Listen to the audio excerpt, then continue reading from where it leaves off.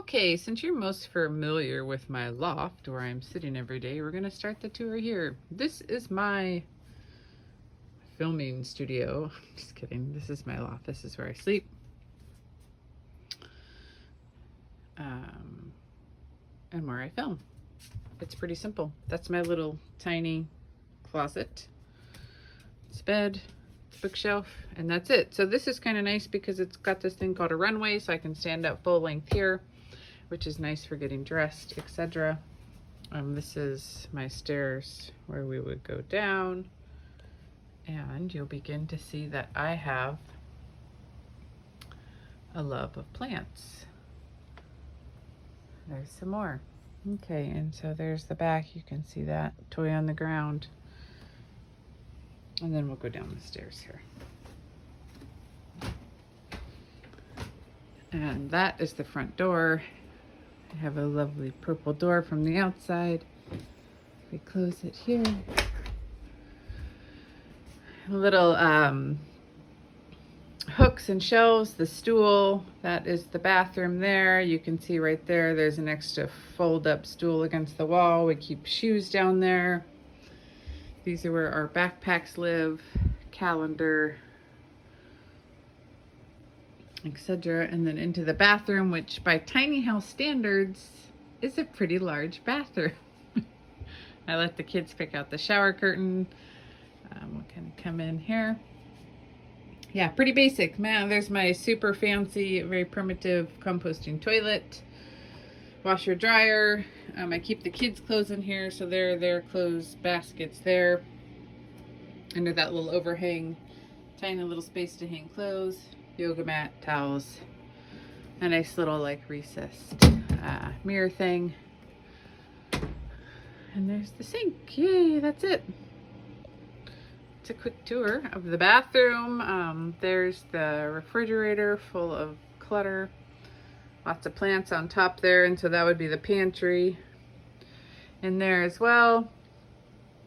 This is the kitchen, which takes up most of the house.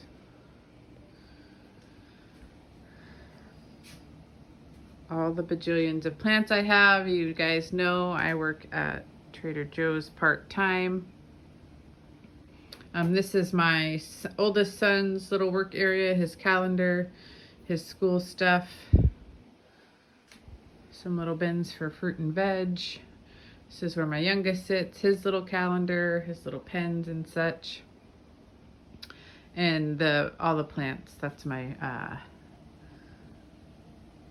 addiction to Trader Joe's plants. This is the kids' room up there. They've got their little hanging basket thing.